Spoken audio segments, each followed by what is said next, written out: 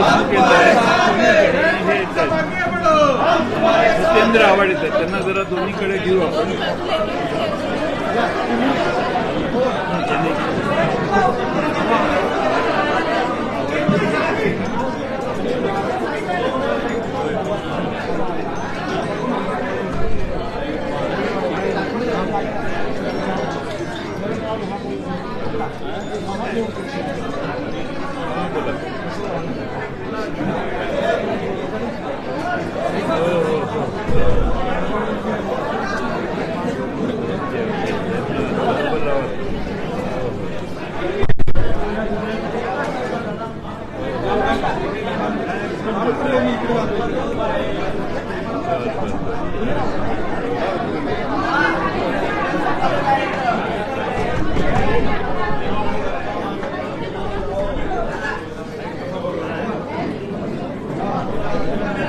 आवाड येणार आहे, दार उघडा.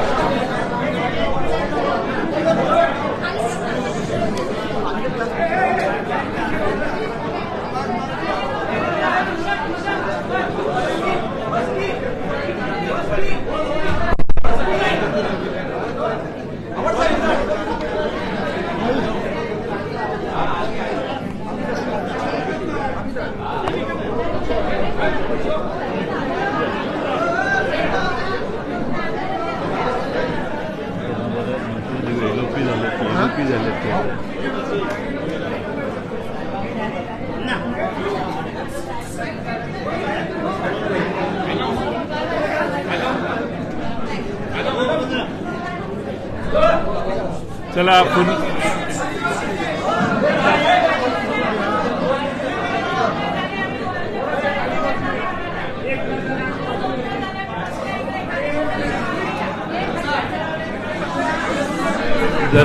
जरा शांत मागे आता कोणी बोलू नका. आता मध्ये कोणी बोलू नका. आपण इंडिव्हिज्युअल बाईट्स काय करणार नाही, एकच हे. हा आधी प्रॉपर मराठी करू, मग हिंदीमध्ये करू.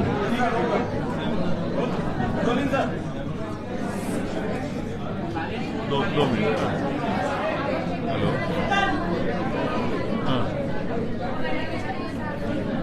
मी नंतर बोलतो. प्रेस कॉन्फरन्स चालू आहे.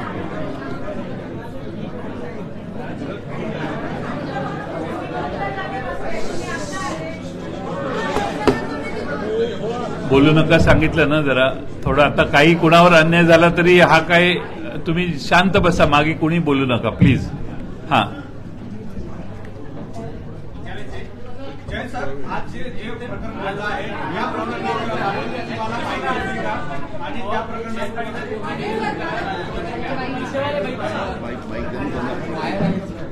माईक चालू आहे का? माईक हा चालू आहे. तुम्हाला माईक देऊ इथे. हा त्यांना माईक देतील. माईक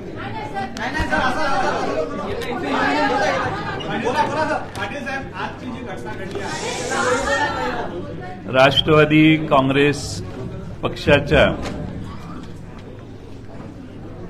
वतीने विरोधी पक्षनेते म्हणून अजित पवार काम करत होते. आज सकाळी त्यांनी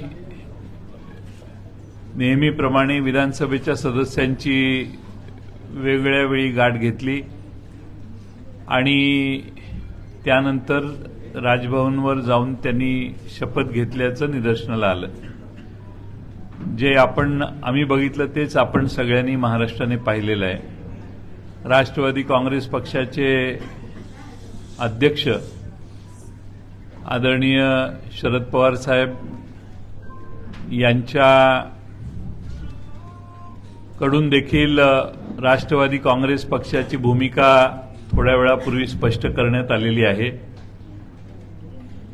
महाराष्ट्र राष्ट्रवादी काँग्रेस पक्ष हा पूर्ण ताकदीनं या सगळ्या घटनेत आदरणीय शरद पवार साहेबांच्या बरोबर राहणार आहे, हे स्पष्ट करण्यासाठी मी आपल्या सर्वांच्या समोर आलेलो आहे. विधानसभेच्या सदस्यांनी, काही सदस्यांनी मंत्रिमंडळात जाण्याचा निर्णय स्वतः घेतलेला दिसतोय आणि मंत्रिमंडळात पक्षाच्या मान्यतेशिवाय पक्षाच्या मान्यतेच्या शिवाय त्यांनी विरोधी पक्षाकडे जाऊन सत्तारूढ पक्षाकडे जाऊन शपथविधीचा हा आजचा कार्यक्रम झालेला आहे। राष्ट्रवादी काँग्रेस पक्ष म्हणून महाराष्ट्रातल्या सर्व कार्यकर्त्यांच्या वतीने आणि विधानसभेच्या विधिमंडळ पक्षाचा गटनेता या नात्याने मी आपल्याला ठामपणाने सांगतो की विधिमंडळ काँग्रेस पक्ष आणि महाराष्ट्रातली काँग्रेस पक्ष राष्ट्रवादी काँग्रेस पक्षाचे सर्व कार्यकर्ते विधिमंडळ राष्ट्रवादी काँग्रेस पक्ष हा बहुसंख्येने आणि महाराष्ट्रातले कार्यकर्ते तर फार मोठ्या संख्येने झालेल्या घटनेतनं व्यतीत होऊन या संदर्भात आपल्या प्रतिक्रिया महाराष्ट्रभर देत आहेत, झालेल्या घटनेचा निषेध करतायत आणि महाराष्ट्रातले कार्यकर्ते एकसंघपणाने शरद पवार साहेबांच्या बरोबर आहेत ही भूमिका जागोजागी महाराष्ट्रातल्या कानाकोपऱ्यात पुन्हा एकदा व्यक्त करतायत। मला खात्री आहे की आज जो शपथविधी झाला त्याला ज्या सदस्यांना बोलवून घेण्यात आलं त्यांच्या कशावर सह्या घेतल्या अजून आम्हाला कळलेलं नाही, पण त्यातल्या बरेच सदस्य जे टीव्हीवर दिसत होते त्या कार्यक्रमात त्या सर्वांनी शरद पवार साहेबांना भेटून या संदर्भात आम्ही गोंधळलेलो होतो अशी भूमिका व्यक्त केलेली आहे। ते पवार साहेबांशी बोलले आहेत, काही आमदार माझ्याशी बोललेले आहेत आणि त्या सर्व आमदारांचं कन्फ्युजन आहे आणि त्यांना हे इम्प्रेशन होतं, पण आता पवार साहेबांच्या पत्रकार परिषदेमुळे हे आता स्पष्ट झालेलं आहे की या आजच्या करण्यात आलेल्या कृतीला शरद पवार साहेबांचा किंवा राष्ट्रवादी काँग्रेस पक्षाचा कोणताही पाठिंबा नाहीये आणि त्यामुळे महाराष्ट्रातल्या सर्व कार्यकर्त्यांना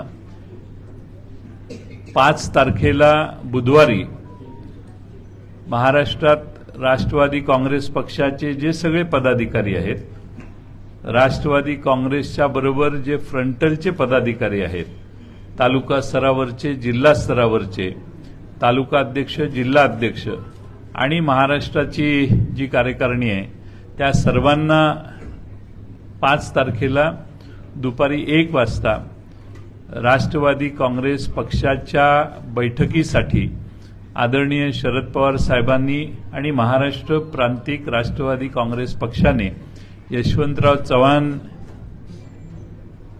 सेंटरला YB चव्हाण सेंटरला बोलवलेलं आहे। आम्हाला माहिती आहे ही जागा अपुरी आहे, पण आम्हाला उपलब्ध असणारा हॉल हा आम्ही आता निश्चित केलेला आहे।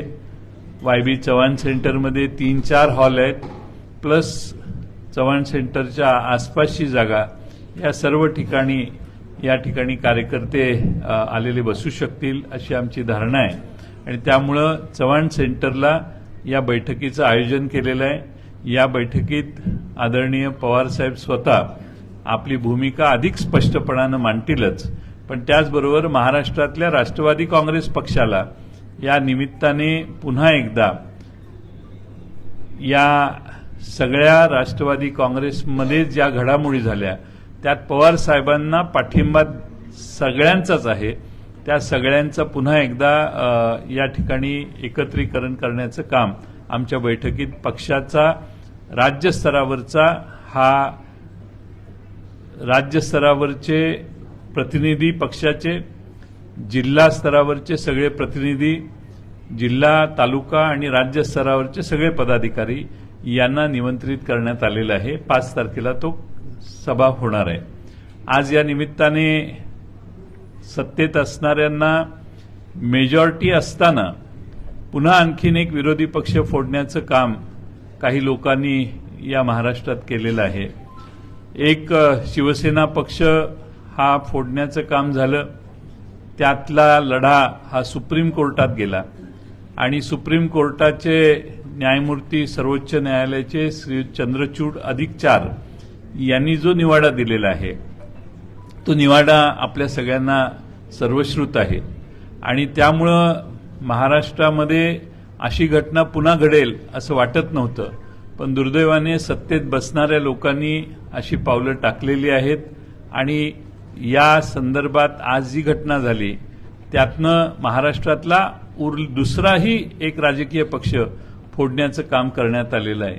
देशात 9 राज्य आहेत की ज्यामध्ये विरोधी पक्षाला किंवा सत्तेत असणाऱ्या पक्षांना पक्षफोडी करून त्यांची ताकद कमी करण्याचा प्रयत्न करणं. मला खात्री आहे की आदरणीय पवार साहेबांच्या नेतृत्वावर महाराष्ट्राने वेळोवेळी विश्वास दाखवलेला आहे.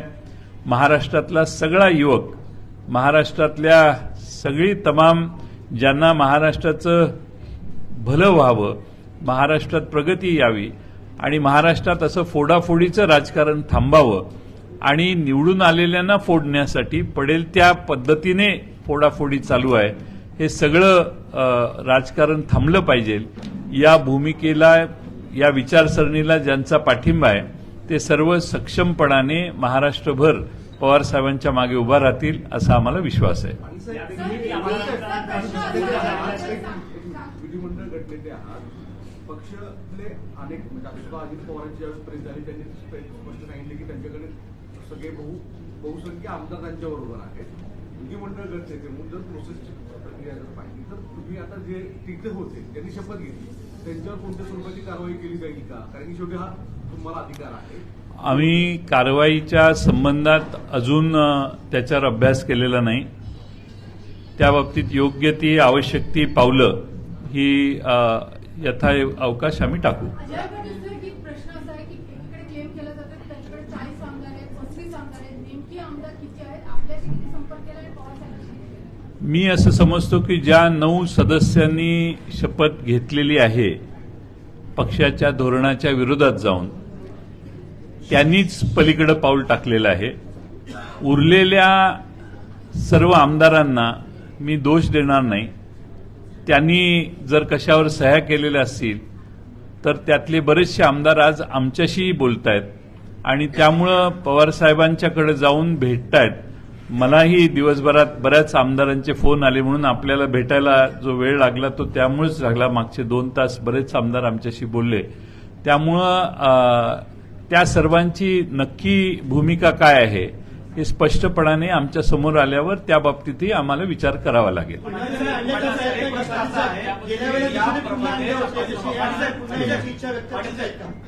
हो, काही आमदार तर म्हणतात की आम्ही तिथे गेलो, आम्हाला सह्या करायला सांगितल्या, आम्हाला काय कशावर सह्या करतो हेही दाखवण्यात आलं नाही, आम्हाला सह्या कराव्या लागल्या आणि त्यामुळं कशावर सह्या केल्या माहीत नाही असं म्हणणारे 2-3 आमदार मला भेटले.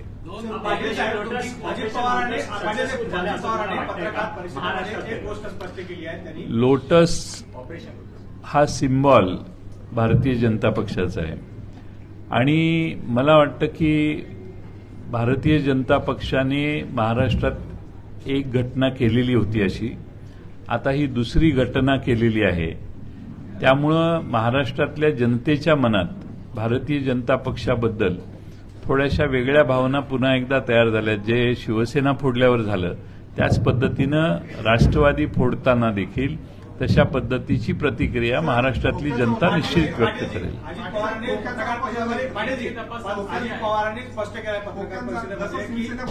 नाही, मी कोण एक करा ना, त्यांना विचारू दे, त्यांनी आधी सुरू केलेलं. ज्यावेळी शिवसेना फोडली त्यावेळी आरोप झाला होता की फोडक्यांचा आरोप झाला होता, यावेळी तसं काय आहे का तुमचा आरोप? असं आहे की माहिती मिळाल्याशिवाय आरोप करणं योग्य नाही, पण आम्हाला पुढच्या 2-3 दिवसात माहिती कळेल. त्यामुळं बेछूटपणाने बोलणं योग्य नाही. पण माझी माहिती अशी आहे की आश्वासनं बरीच दिलेली आहेत. नक्की आश्वासनं यथायोग्य मी तुम्हाला डिस्क्लोज करेन. अजित पवारांनी पत्रकार परिषदेमध्ये एक गोष्ट स्पष्ट केली आहे की आम्ही जेव्हा शिवसेनेसोबत जाऊ शकतो तर भाजपसोबत जाण्यास काय अडचण आहे, त्यांनी स्पष्टपणे त्या पत्रकार परिषदेमध्ये म्हटलं आहे. अजित पवार काय म्हटले त्याला उत्तर देण्यासाठी मी ही पत्रकार परिषद घेतलेली नाही. राष्ट्रवादी काँग्रेस पक्ष हा एकसंघ राहील आणि तो शरद पवार साहेबांच्या मागे राहील हे सांगण्यासाठी ही पत्रकार परिषद आहे. आणि पक्षाचा अध्यक्ष नात्याने मी या ठिकाणी जितेंद्र आव्हाड आहेत, आमचे अनिल देशमुख साहेब आहेत, आमच्या मुंबई प्रदेशच्या अध्यक्षा आहेत, या ठिकाणी राखीताई जाधव, या ठिकाणी आमचे राष्ट्रीय प्रवक्ते इथं बसलेले आहेत. आम्ही सगळ्यांनीच आणि महाराष्ट्रातल्या असंख्य कार्यकर्त्यांनी जे उमेदवार जे आमदार तिकडे गेल्यात टीव्हीवर दिसले त्या आणि काहींनी शपथ घेतली त्या मतदारसंघातल्या कार्यकर्त्यांनी देखील फोन करून या घटनेबद्दल चिंता व्यक्त केली आणि नाराजी व्यक्त केली. विधानसभा अध्यक्षांना तुम्ही काही पत्र दिलंय का की गटनेतेपद प्रतोदपद पक्षाचं हे तुमच्याकडेच आहे? कारण शिवसेना फुटल्यानंतर सगळ्यात पहिला दावा त्यांनी केलेला होता त्यांचा प्रतोद म्हणून त्यांनी तिथे विधानसभा अध्यक्षांना पत्र दिलं होतं. तशा काय हालचाली तुमच्या पक्षातून करण्यात आल्या? तुम्ही सुप्रीम कोर्टाचा निकाल मागचा वाचला असेल तर सगळ्याच गोष्टी स्पष्ट होतील. पण मी जितेंद्र आव्हाड यांना आमचा चीफ व्हीप म्हणजे मुख्य प्रतोद म्हणून त्यांची नेमणूक केलेली आहे आणि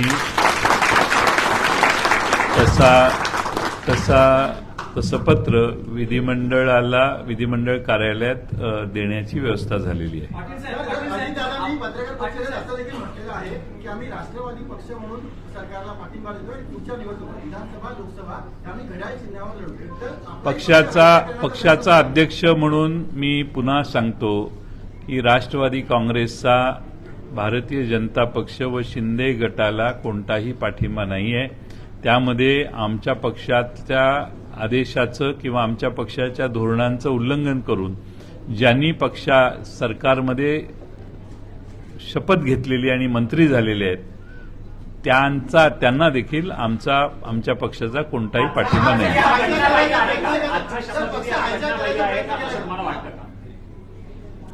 मी काय वकील नाही आहे किंवा न्याय हे नाही, पण अभ्यास करून त्याच्यावर पुन्हा आपण भेटू शकतो.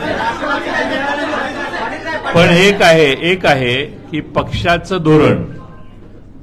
धोरण या सरकारला पाठिंबा देण्याचं नसताना काही लोकांनी जाऊन शपथ घेतलेली आहे. त्यामुळं कायदेशीर काही अडचणी त्यांना आल्या, शेवटी ते आमचे सगळे सहकारी आहेत, पण कायदेशीर अडचणी आल्या तर त्यांना तोंड द्यावं लागेल.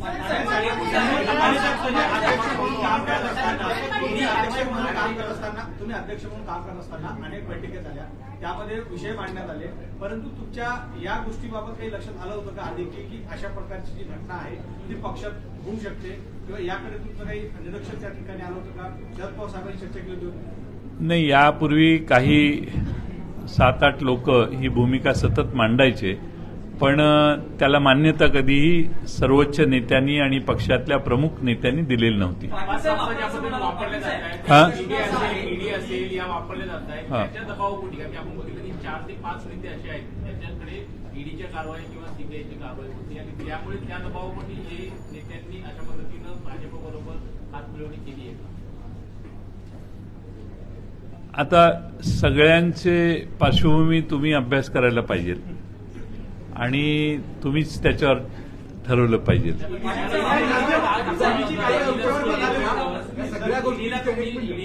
ईडीकडे तुम्हाला बोलवण्यात आलं होतं, तुमच्यावर सुद्धा दबाव होता, केवळ कारवाई तुमच्यावरती करण्याचा प्रयत्न केला, अशाच पद्धतीनं कुठतरी दबाव तंत्र वापरलं होतं. तुम्हालाही असा निरोप आला होता? मला निरोप तो विषय वेगळा आहे, तो मी डील करेन त्यावेळी स्वतंत्र बसून मी तुम्हाला ह्या तपशिलात माहिती देईन की कोणाला सध्या बोलवलं जातं ईडीमध्ये, त्यांना काय दबाव आणला जातोय, त्यांना काय सांगितलं जातं, ह्याच्यानंतर मी भाष्य करेन. आज मूळ विषय जो आहे तो महाराष्ट्रातला राष्ट्रवादी काँग्रेसचा कार्यकर्ता, अनेक नेते, अनेक जिल्ह्याचे सगळेच हे ताकदीनं शरद पवार साहेबांच्या मागे आहेत आणि आमचा विश्वास आहे की जेव्हा जेव्हा अशी संकटे येतात तेव्हा शरद पवार साहेब प्रचंड मोठ्या ताकदीनं बाहेर पडतात आणि शरद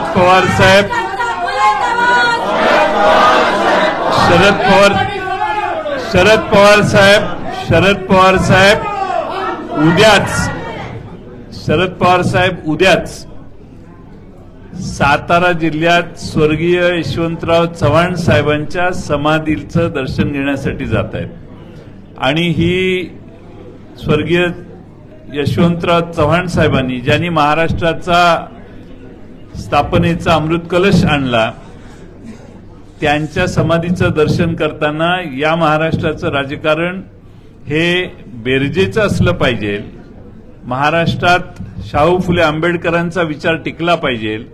महाराष्ट्रामध्ये सर्वसामान्य गोरगरीब पददलितांना न्याय देण्याचं काम झालं पाहिजे. महाराष्ट्रात अल्पसंख्याक माणूस सुरक्षित राहिला पाहिजे आणि महाराष्ट्राने चौफेर विकास केला पाहिजे. ही भूमिका ज्या स्वर्गीय यशवंतराव चव्हाण साहेबांनी महाराष्ट्राला सांगितली स्थापनेपासून, त्यांच्या समाधीचं दर्शन घेण्यासाठी पवारसाहेब जात आहेत आणि महाराष्ट्रात शाहू फुले आंबेडकरांचं राजकारण अधिक ताकदीनं, पुरोगामी चळवळीचं राजकारण अधिक ताकदीनं महाराष्ट्रात टिकवण्याचं काम शरद पवार साहेब करतायत आणि ते उद्या तिथं जात आहेत. याला विशेष महत्व आहे असं मला वाटतं.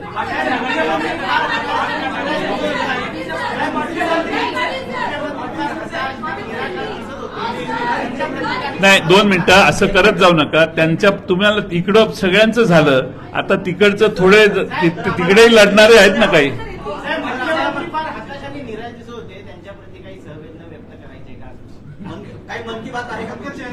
नाही, आता कसं आहे की संख्या बरीच आमच्याबरोबर आलेली आहे. आता तुम्ही आम्हाला तुमच्या मनाप्रमाणे आता राज्य चालणार नाही, आता आमच्या मनाने चालेल असं आता भारतीय जनता पक्ष त्यांना सांगायला लागेल.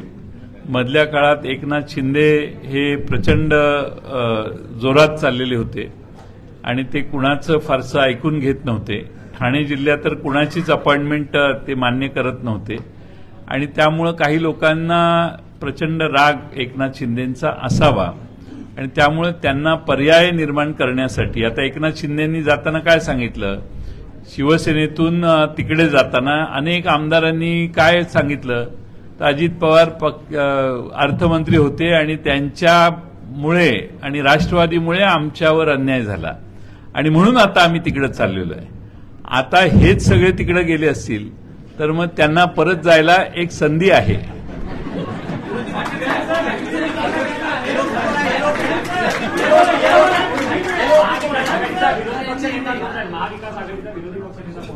आज अजित पवार यांच्या निवेदनातनं आमच्या लक्षात आलं की त्यांनी राजीनामा दिलेला आहे.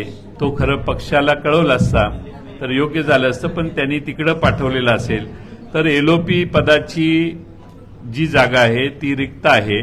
आमच्या सगळ्यात जास्त संख्या राष्ट्रवादी काँग्रेस पक्षाची आहे आणि म्हणून मी जितेंद्र आव्हाड यांना आदरणीय पवार साहेबांच्या मान्यतेने नेमून त्या ठिकाणी एलओपी म्हणून आमच्या विधी पक्षाच्या वतीने नेमलेलं आहे.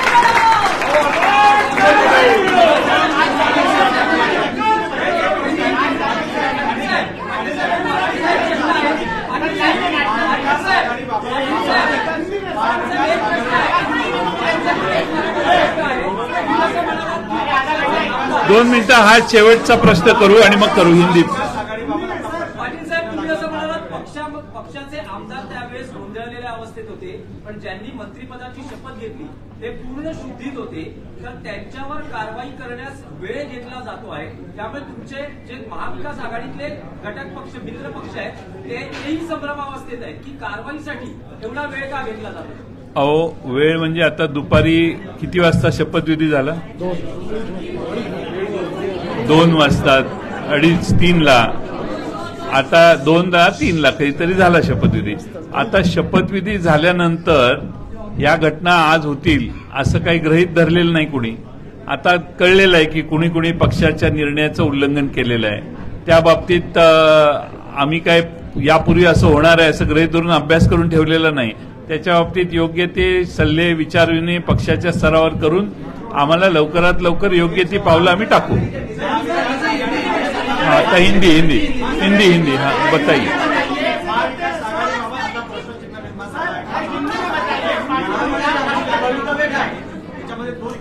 महाविकास 2 मिनिटं एक सगळ्यांना क्लेरिफाय करतो. वर्ष 1.25 वर्ष राहिले विधानसभा लोकसभेच्या निवडणुकीला आणि त्यामुळं आता ही विधानसभा वर्ष दीड वर्षानं भंग होणार आहे आणि नव्या निवडणुका लागणार आहे. निवडणुकीत आमदार कसे निवडून येतात? लोकांच्या पाठिंब्याने निवडून येतात. पवार साहेबांनी त्यांच्या मुलाखतीमध्ये हे सांगितलेलं आहे की 5 राहिले तरी पुन्हा त्यांनी त्यांचा पक्ष वाढवला. आज महाराष्ट्रातलं सेंटिमेंट काय आहे? महाराष्ट्रात शरद पवार साहेब, उद्धव ठाकरे साहेब आणि राहुल गांधी आणि काँग्रेस पक्ष यांच्याबरोबर राहण्याची भूमिका महाराष्ट्राची आहे. आणि त्यामुळं या निवडणुका झाल्यानंतर आज जे तुम्हाला निवडून आलेले विधिमंडळात दिसत आहेत ते चित्र बदलतं, दर 5 वर्षांनी बदलतं. तसं त्यावेळी तुम्हाला लक्षात येईल की महाविकास आघाडीची ताकद किती मोठ्या ताकदीनं आज महाराष्ट्रात यशस्वी झाली आहे हे तुम्हाला त्या दिवशी नक्की कळेल.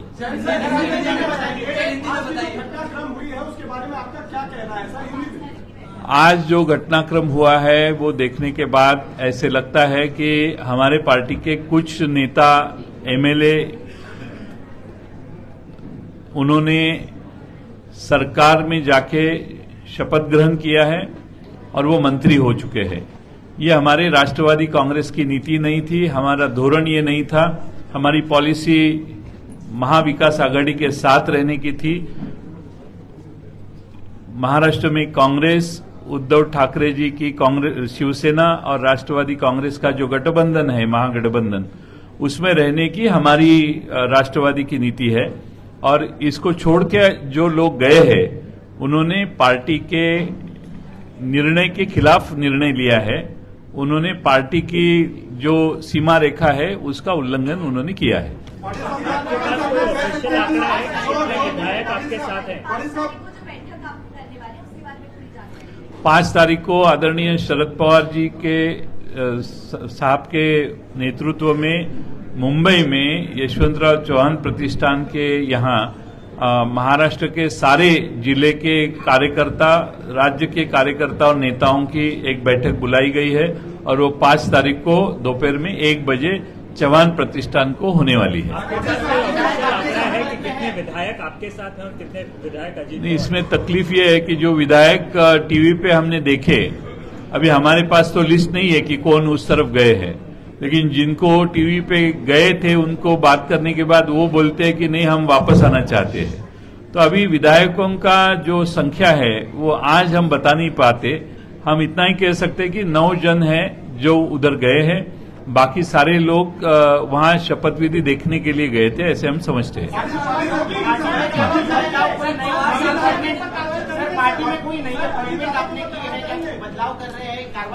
हमारी पार्टी ने एज अ पार्टी चीफ अध्यक्ष के नाते मैंने राष्ट्रवादी कांग्रेस के विधानसभा के जो चीफ व्हिप है वो हमारे चीफ व्हिप ही उधर जाके मंत्री हो गए. वो जो सुबह से मेरे साथ बात कर रहे थे तो उनकी जगह हमारे सीनियर जो विधायक है जो पहले मंत्री रह चुके हैं वो जितेंद्र आव्हाड साहब, उनको हमने वहां पे चीफ व्हिप करके नियुक्ति दी है.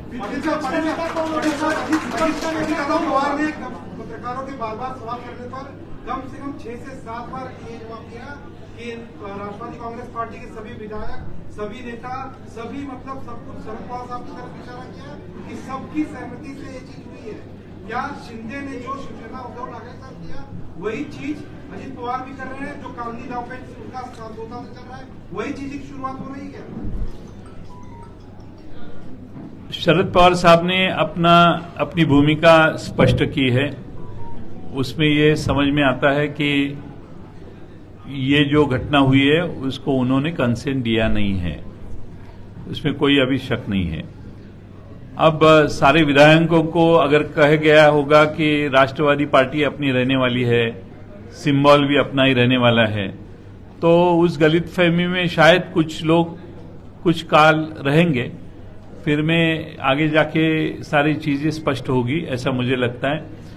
हमारी महाराष्ट्र के सारे जिले से जो मुझे लोगों का रिस्पांस आ रहा है वो देखते हुए मुझे ऐसा लगता है कि महाराष्ट्र की जनता फिर एक बार शरद पवार साहब के, महाराष्ट्र का सारा यूथ शरद पवार साहब के पीछे खड़ा रहने वाला है, उनको सपोर्ट करने वाला है। क्या लगता है इस शपथ विधि के अंदर जिनके ऊपर ईडी की कार्रवाई थी, 4 से 5 मंत्री नेता ऐसे जिनके ऊपर ईडी की कार्रवाई थी, तो इसको लेके क्या कहना चाहिए? मैं कुछ नहीं कहना चाहता हूं, लोग समझदार है और मुझे लगता है ये मैं आप पे ऊपर छोड़ देता हूं, उसका विश्लेषण करने की जिम्मेदारी। दादा के साथ गए हुए हैं शपथ विधि में, जिन्होंने शामिल आज हुए हैं सरकार में, उन पर कार्रवाई की जाएगी आपकी पार्टी की तरफ से आने वाले दिनों में हम देख सकते हैं। अब हमने आज ही हमें पता पड़ा है कि ऐसे ऐसे हुआ है। आवश्यक जो लीगली थोड़ा कंसल्टेशन करके जो भी आवश्यक है वो स्टेप्स हम लेंगे। सब कुछ होता रहा, इतने विधायक इकट्ठे हुए, देवगिरी पर घंटों बैठक चली, मीडिया तक मौजूद थी, लेकिन एनसीपी के दूसरे बड़े नेताओं को इस बात की भनक नहीं लगी कि गवर्नर हाउस में शपथ ग्रहण की तैयारी चल रही। वहां देखो, विपक्ष के नेता को ये हक बनता है कि उनके घर वो विधायकों को बुलाए। अब जिनको बुलाए हैं वो चले गए, जिनको बुलाया नहीं वो गए नहीं। वहां जाने के बाद पता पड़ा कि ये कुछ अलग कारणों से मीटिंग हो रही है। अब उसके बाद में जो चीज है वो आपके सामने है। भनक लगने की, हम उनके ऊपर विश्वास ही था हमारा, अजीत पवार साहब के ऊपर, वो ऐसे कोई चीज नहीं करेंगे। इसलिए किसी को पूछना या किस लिए किसको बुलाया है ऐसा पूछना ये ठीक नहीं है, इसलिए हमने किसी को पूछा नहीं। भनक लगने की कोई बात ही नहीं थी।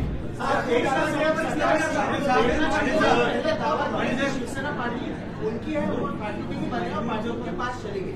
आज कुछ ऐसा ही अजीत पवार ने मेरा सवाल, तो इसके लिए क्या आप लोगों ने भी लीगल ओपिनियन या ये सारी चीजें शुरू की, क्योंकि उनका कहना है कि मेजोरिटी लोग उनके साथ हैं, ये ठीक वैसे ही जैसे एकनाथ शिंदे ने एक साथ पहले किया। फिर एक बार मैं कहता हूं कि सुप्रीम कोर्ट ने जो डिसीजन दिया है उसमें एमएलए किसके साथ है उसके साथ पार्टी रहना जरूरी नहीं है। पार्टी की जगह रहती है। एमएलए आते हैं जाते हैं, एमएलए हर 5 साल में बदलने का संभव होता है। तो पार्टी जो है, पार्टी जो है, एमएलए 50 में से 20 गए, 10 गए, 15 गए, तो पार्टी उनके साथ कभी जाती नहीं। पार्टी यहां ही रहती है, जो पार्टी है वो यहां बैठी है। सर, 9 नोव्हेंबरमध्ये जो अपपद्धतीची कारवाईची सुरुवात होणार का, आपण पिटिशन दाखल करणार का विधानसभा अध्यक्ष?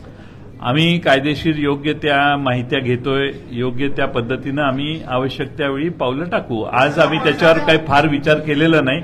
आज संध्याकाळी आम्हाला वेळही मिळालेला नाही, आम्ही बघू काय करू। आपको इस बात की जानकारी कब मिली?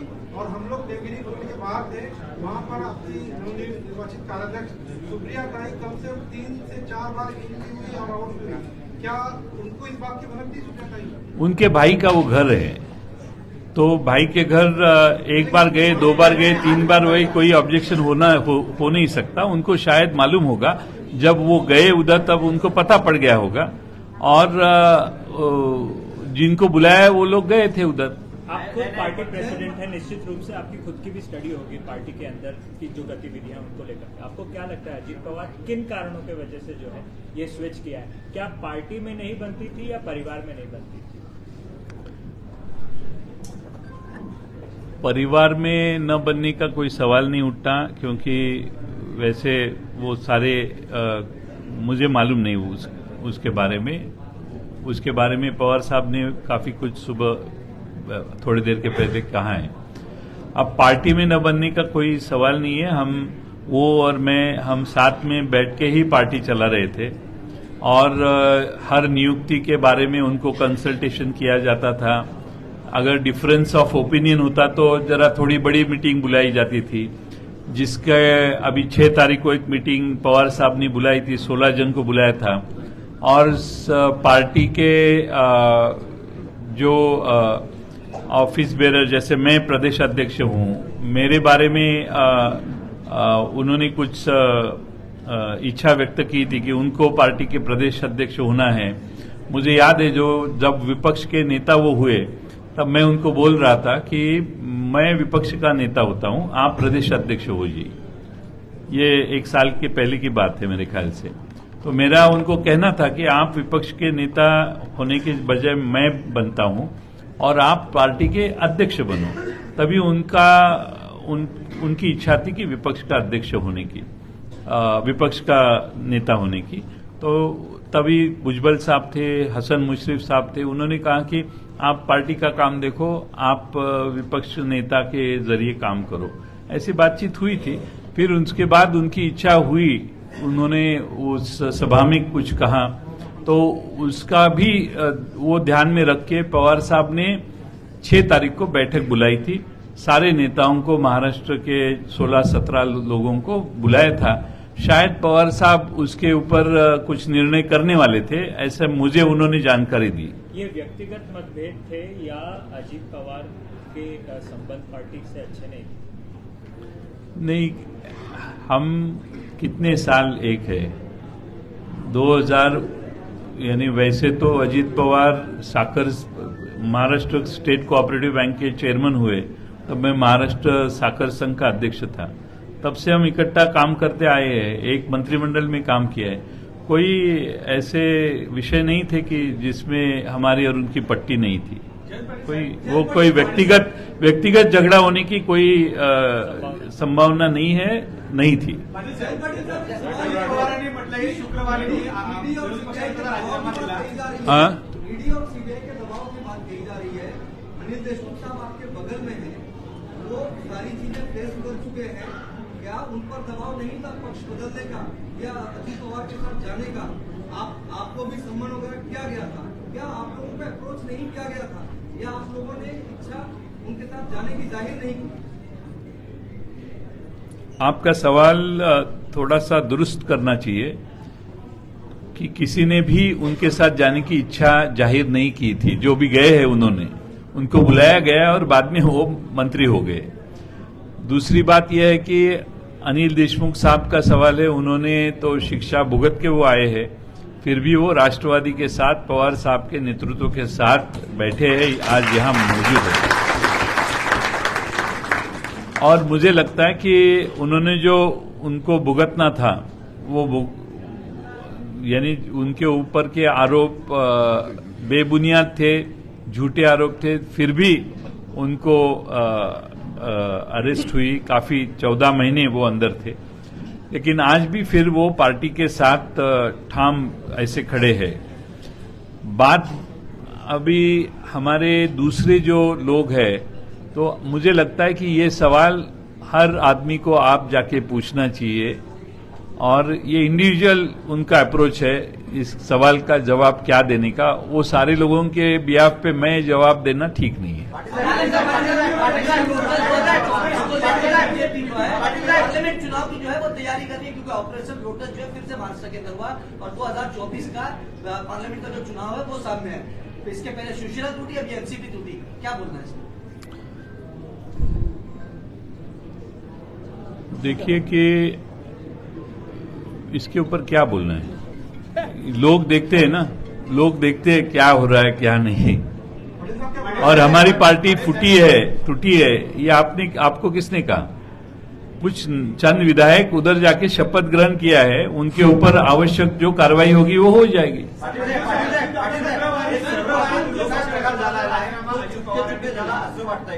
आणि विरोधी पक्षनेते असलेले आता उपमुख्यमंत्री असलेले अजित पवारांची मन की बात ओळखली गेलेली नाही असं तुम्हाला वाटतंय का? नाही, असा वाटायचा काही प्रश्न उद्भवत नाही। त्या बाबतीत बऱ्याच घटना यापूर्वी झालेल्या आहेत आणि त्यामुळे त्याच्यावर काही अधिक भाष्य करण्याची गरज नाही। शुक्रवारी अजित पवारांनी राजीनामा दिला हाँ? पिछले कुछ दिनों से एकनाथ शिंदे और देवेंद्र फडणवीस के बीच अनबन की खबरें आ रही है, सबके बीच अजित पवार का वहां पर जाना, कैसे आप इस तरह से भी देखते हैं कि जो आप पहले कह रहे थे मराठी में, जो बैलेंस आउट करने की बात है, कुछ लोगों को पसंद नहीं थे और ऐसे में आप अजित पवार वहां पर पहुंचे, इसे आप अभी मुझे चिंता है कि एकनाथ शिंदे साहब की समस्या बढ़ जाएगी और उनका जो महत्व था कि वो उधर गए इसलिए तो भाजपा की सरकार महाराष्ट्र में आई, तो वो 40 लेके गए। अब ये इनके साथ कितने हैं 2-3 दिन में क्लियर हो जाएगा। तो एकनाथ शिंदे को पर्याय ढूंढने का प्रयास भाजपा ने किया है, ऐसा मुझे लगता है। नहीं तो उनकी सरकार है, मेजॉरिटी उनकी है, और इसीलिए मुझे लगता है कि ये प्रयास किया गया है और एकनाथ शिंदे जी को अभी सोचना चाहिए और ध्यान, यानी उनका जो ये था वो थोड़ा पावर थोड़ा कम होने की संभावना है। पार्टी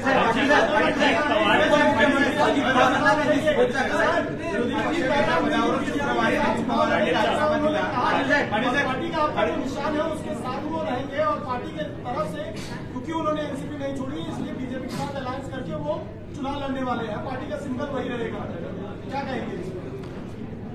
वक्त ही बताएगा क्या होने वाला है, क्योंकि पार्टी राष्ट्रवादी कांग्रेस पार्टी मजबूती से पवार साहब के साथ खड़ी है। महाराष्ट्र में जो कार्यकर्ता है वो सारे पवार साहब के साथ है। आप यहां देख रहे हैं सारे लोग दोपहर से यहां बैठे हैं, ये सारे लोग पवार साहब के साथ 1-2 साल नहीं, पिछले 30-35 साल से काम कर रहे हैं। तो ये सारे लोगों के बलबूते के ऊपर फिर पार्टी और गतिमान होगी, ऐसे मुझे लगता है। अजित पवार तुमचे सहकारी राहिलेले आहेत अजित पवार तुमचे सहकारी राहिलेले आहेत अजित पवार तुमचे सहकारी राहिलेले आहेत आता उपमुख्यमंत्री पदाची त्यांनी शपथ घेतलेली आहे। तुम्ही आज त्यांना शुभेच्छा दिल्यात का? जर दिल्या नसतील तर काय शुभेच्छा द्या? मी त्यांना शुभेच्छा दिलेल्या नाही आहेत आणि या प्रश्नावर मला तुमच्या मार्फत शुभेच्छा द्यायची पाळी येऊ नये। एक सवाल है मेरा आपसे, विरोधी पक्ष नेत्या पदाचा राजीनामा शुक्रवारी दिला असं अजित पवारांनी स्पष्ट केलं आहे। ते राजीनामाबाबत तुम्हाला काय माहिती होतं का? कारण मला माहित नव्हतं, मला माहित नव्हतं। माहित करता अशा प्रकारच्या ज्या घटना होतात याचा अर्थ असा मानला जाईल की हा बंड आधीपासूनच तयार केलेला होता।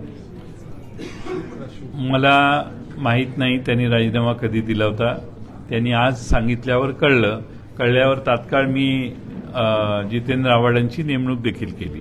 हे शुक्रवारी कळलं असतं तर शुक्रवारीच झाली असती। पाटिल साहब, पिछले 1 महीने से ऐसी खबरें आ रही है कि अजीत पवार जो है वो स्विच कर सकते हैं। ऐसे स्थिति में क्या पार्टी समझ नहीं पाई कि अजीत पवार के साथ साथ प्रफुल्ल पटेल भी चले जाएंगे, छगन भुजबल भी चले जाएंगे? पार्टी विफल रही अपने नेताओं को रोकने में। मुझे लगता है प्रफुल्ल पटेल जी राष्ट्रीय कार्याध्यक्ष है और उनका मैं छोटा सा एक बाइट देखा, वो वहां पे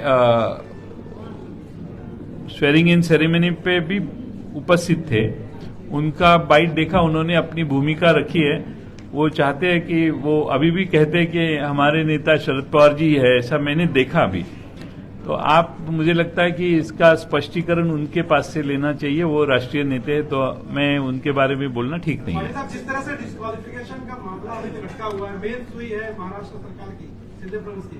आने वाले समय में सभी लोग जानते हैं कि संविधान का कानून क्या है, क्या कुछ फैसला आ सकता है। आप लोग लगता है कि इसके डर से पूरी तरह से स्क्रिप्ट तैयार थी और अजीत दादा कहा जा रहा है कि 2-3 दिनों से दिल्ली का दौरा काट रहे थे, इसके पहले भी कहते हैं। लगता है कि डिस्क्वालिफिकेशन का मामला शिंदे और फडणवीस के लिए बड़ी हुई थी जो उनके नाम का। सुप्रीम कोर्ट ने कहा है कि रीजनेबल टाइम में विधानसभा के अध्यक्ष ने निर्णय लेना चाहिए। अब विधानसभा के अध्यक्ष के सामने जो कागज गए हैं, उन्होंने जो काम करना चाहिए वो जल्द से जल्द करने की उम्मीद हम रखे हुए हैं। अब उन्होंने अभी तक निर्णय नहीं लिया है। ऐसे अलग अलग थियरीज मार्केट में घूम रही है कि उनको सारे लोगों को डिस्क्वालीफाई करके ये नए लोगों को ऐड किया जाएगा। कुछ ऐसी भी थियरी मैंने सुनी कि उनको डिस्क्वालीफाई करेंगे तो भाजपा के ऊपर कोई विश्वास आगे जाके नहीं रखेगा। ऐसे अलग अलग थियरी मार्केट में चलती है। अब क्या करने वाले हैं विधानसभा के अध्यक्ष राहुल नार्वेकर, कुछ भी करना है वो रीजनेबल टाइम में करना चाहिए। मैं हरदम आपके माध्यम से उनको कहने की कोशिश कर रहा हूं कि रीजनेबल टाइम की कुछ डेफिनेशन होने की आवश्यकता है। महाविकास आघाडीमध्ये जे मंत्रिपदाचे विभाग राष्ट्रवादीकडे होते तेच आता हे सरकार आता जे नवीन मंत्री झाले त्यांना देणार आहे। आता मला माहित नाही ना हे, मला वाटण्याचा प्रश्न कुठे येतो? मी विरोधी पक्षात आहे, मी विरोधी पक्षात राष्ट्रवादी काँग्रेसमध्ये आहे, त्यामुळे त्यांचं वाटप, खात्याचं वाटप हे एकनाथ शिंदे यांच्या हातात आहे. पण आता मी मगाशी सांगितलं तसं एकनाथ शिंदे ठरवतात का देवेंद्र फडणवीस ठरवतात हे बघायचं आता. आपले नेते जाऊ शकतात ही चर्चा 3 महिने सुरू असताना राष्ट्रवादी गाफील राहिली का? ज्या पद्धतीने उद्धव ठाकरेंचा आमदार दिला तर राष्ट्रवादीचं पण असं आहे की ज्याला वेगळे कारणं आणि वेगळे तुमचं अमकं करू, तसं करू, चांगलं करू, तुमचं हे भलं होईल, तुमचं ते भलं होईल, तुम्हाला ह्या गोष्टी मिळतील, तुम्हाला हे फायदे होतील, तुम्हाला एवढं अशी फायदे होतील, असं सांगितल्यावर त्या प्रलोभनाला बळी पडणारी जी लोक आहेत ती जातातच. ती कितीही धरली तरी हे आमदार आहेत, लोकांच्यातून 3-3, 4-4 लाख लोकांच्यातून निवडून आलेले लोक असतात. त्यामुळं त्यांच्या सद्सद्विवेक बुद्धीने राष्ट्रवादी काँग्रेसला त्यांनी पाठिंबा दिला तर ते आम्हाला हवाच आहे आणि आम्ही त्यांना आग्रही करू आणि यापूर्वी केलेलं आहे, आजही केलेलं आहे. आणि बऱ्याच आमदारांनी आपली भूमिका आमच्याकडे खाजगीत स्पष्ट देखील केलेली आहे. पण पवार साहेबांनी सांगितलं तसं ते त्यांच्या मतदारसंघात जाऊन त्यांनी त्यांच्या कार्यकर्त्यांच्या समोर, पक्षाच्या कॅडर समोर ती भूमिका मांडली तर मला वाटतं की ते जास्तपणाने अधिक योग्य होईल. यदि आने वाले समय में और परिस्थिति विषम होती नहीं, है 2 मिनिट उनको पूछना. आपला एक पक्ष हायजॅक करायचा प्रयत्न झाला असं वाटतं का? पक्ष राष्ट्रवादी काँग्रेस हायजॅक होण्याचा प्रश्न उद्भवत नाही. काही आमदार आमचे तिकडे गेलेले आहेत असं दिसतंय आजच्या घटनेवरून. वेळ बदलली म्हणून भाकरी फिरली असं वाटते का? वेळ बदलली, घड्याळाची वेळ बदलली म्हणून भाकरी फिरली असं वाटते का? हा रॉंग क्वेश्चन आहे, परत विचारा. घड्याळाचे वेळ बदलली म्हणून भाकरी फिरली असं वाटतंय का? म्हणजे काय? म्हणजे राष्ट्रवादीमधनं काही नेते हे शपथविधीला पोहोचले जे राष्ट्रवादीच्या प्रदेश अध्यक्षाला माहिती नाही. मला तिकडे लोक गेले आहेत हे माहीत होतं. तिकडून तिकडे जाणार आहेत हे माणसांची संख्या गोळा झाल्यावरच होणार आहे हे मला माहीत होतं. आणि त्यानंतर तिकडे जाऊन शपथविधी झाला. भाकरी फिरवण्याचा प्रश्न ह्याच्याशी येत नाही. जे घरातनंच सोडून, घर सोडूनच गेलेले आहेत त्यांना आपली भाकरी देण्याचा प्रश्न कुठे उद्भवतो? आपकी पार्टी के साथ किया ठीक उसी तरीके से जैसे शिवसेना के साथ उन्होंने किया था. फिर से वही कहानी दोहराई गई सर, 1 साल बाद फिर से वही कहानी दोहराई साल भर गई. बाद इसीलिए महाराष्ट्र के जनता के ऊपर मेरा पूरा भरोसा है कि जरूरत नहीं होने के बावजूद भी आप विपक्ष पार्टियों को तोड़ मोड़ करने की आपकी प्रतिक्रिया, आपकी क्रिया चालू रखते हैं. एक पार्टी तोड़ी. अभी डेमोक्रेसी में अपोजिशन का एग्जिस्टेंस एक्सेप्ट करना होता है. हमारे महाराष्ट्र के और भारत के डेमोक्रेसी में जो विपक्ष के पार्टियां हैं, महाराष्ट्र में ऐसा बहुत कम हुआ है, लेकिन ये 5 साल में 2 पार्टियां तोड़ने की कोशिश हुई है. शरद पवार को कमजोर करने की कोशिश हुई क्योंकि शरद पवार सिर्फ महाराष्ट्र नहीं पूरे देश में विपक्षी पार्टियों के नेताओं का एक गठबंधन तैयार कर रहे थे. पटना भी गए थे, बेंगलोर जाने की बात उन्होंने कही अभी अगली मीटिंग होनी है. अगर शरद पवार को कमजोर कर दिया जाता है महाराष्ट्र में तो विपक्षी एकता पर इसका असर पड़ेगा. नहीं, आप कहते हैं वो बात सही है, लेकिन आज ये घटना होने के बाद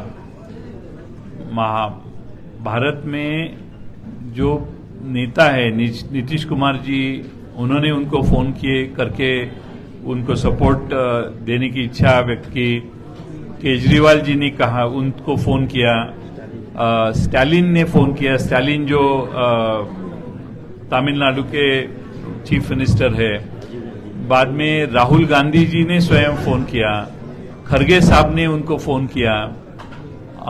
ममता बनर्जी, इन्होंने भी फोन किया. ये सारे लोग जिनको बिहार में पटना में जाके पवार साहब ने इंटरैक्शन किया था, वो सारे लोगों ने पवार साहब के पीछे ये घटना के बाद भी अपना सपोर्ट किया है. पवार साहब से उन्होंने बातचीत की है और पवार साहब को उन्होंने कहा है कि हम तुम्हारे साथ हैं. अभी बात है लोग विधायक कितने हैं और महाराष्ट्र की जनता कितनी है. तो मुझे लगता है कि महाराष्ट्र की जनता पवार साहब, उद्धव जी ठाकरे जी और कांग्रेस पार्टी के राहुल गांधी जी, इनके साथ अच्छी तरह से रहेगी. ऐसा मुझे पूरा यकीन है। बस बस बस भारत माता मुर्दाबाद!